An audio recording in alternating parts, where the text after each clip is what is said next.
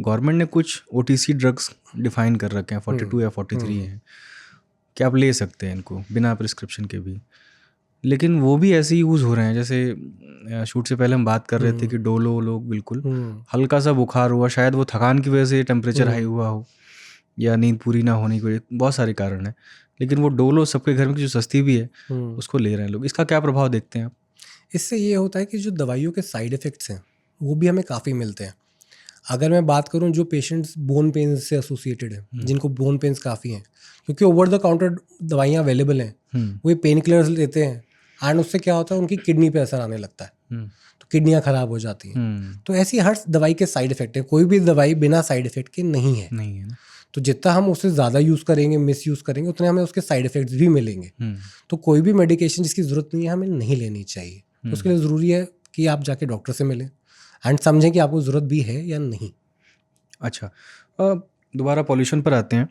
क्या sir pollution से कोई ऑटो इम्यून डिजीज़ भी ट्रिगर हो सकती है शरीर की? जब ये धूल मिट्टी अंदर जाती है, डस्ट पार्टिकल अंदर जाते हैं, तो इससे कॉम्प्लेक्स मैकेनिज्म होते हैं जिससे ऑटो इम्यून कंडीशंस भी होती हैं, हाइपर इम्यूनिटी जिसे हम बोलते हैं कि बॉडी खुद को मारने लगती है, वो भी होती हैं।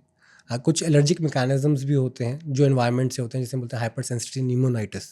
उसके अंदर लंग्स को डैमेज शुरू हो जाता है बिकॉज ये एलर्जी के चीज़ें अंदर गई हैं एंड वो लंग्स, बॉडी डिफ्रेंशिएट नहीं कर पाती कि एलर्जी का पार्टिकल क्या है और बॉडी क्या है, तो उन दोनों को डिफ्रेंशिएट नहीं कर पाने के चक्कर में बॉडी को ही नुकसान पहुंचाने लगती हैं। तो ये सारी चीज़ें भी होती हैं। कोई ऐसा पेशेंट आपको मिला हो कि सीवियरली पॉल्यूशन के एक्सपोजर में बार बार दिन भर रहता हो और पॉल्यूशन लंग्स तक ही नहीं रहा हो और कोई ऑर्गन तक भी उसके वो पहुंच गया हो, उसका प्रभाव जो है? बहुत कॉमनली देखा गया है। मैंने एक रिसेंटली एक पॉडकास्ट किया था जिसमें कार्डियोलॉजिस्ट बता रहे थे, हार्ट स्पेशलिस्ट बता रहे थे कि वो इस सीज़न में कितने हार्ट फेलियर्स या हार्ट के डिजीज़ देखते हैं। इंटरनल मेडिसिन वालों ने उसमें बताया कि वो कितने डिमेंशिया के मरीज़ देखते हैं या स्ट्रोक, फॉरगेटफुलनेस के मरीज़ देखते हैं या कितने स्ट्रोक के पेशेंट्स देखते हैं। तो ये सब देखने को मिलते हैं जब वो चीज़ें ब्लड में आ जाती हैं, तो it does affect the whole body. और इससे सबसे ज़्यादा इसके प्रभावित होने की कैटेगरी कौन सी है?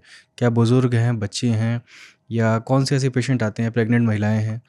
हम इसमें डिफाइन करते हैं हाई रिस्क ग्रुप। हाँ, तो जो हाई रिस्क ग्रुप होता है, जो पोल्यूशन से सबसे ज़्यादा इफेक्ट होता है, उसमें आते हैं हमारे pregnant females, extremes of ages, चाहे वो छोटे बच्चे हों या एल्डरली हों, हार्ट एंड लंग डिजीज़ वाले पेशेंट्स जिनको पहले से हार्ट या लंग की बीमारी है, तो ये हम डिफाइन करते हैं हाई रिस्क ग्रुप, जिनको ये सारी प्रॉब्लम्स होती हैं। और एक ग्रुप और होता है जिसको बोलते हैं हम स्लीप एपनिया के पेशेंट्स, जिनको भी स्लीप एपनिया की दिक्कत होती है, वो भी इस इन्फ्लेमेशन की वजह से बढ़ जाती है। स्लीप एपनिया कैसे बढ़ सकती? स्लीप एपनिया तो ये पैलेट की डिजीज वो है ना, दिक्कत है। किसी नाक से गले तक और लंग्स तक जो हमारी पाइप है उसमें कभी भी सूजन आएगी तो रास्ता छोटा होगा, तो वो इन्फ्लेमेशन करेगा तो उससे ये सारी प्रॉब्लम्स हो सकती हैं।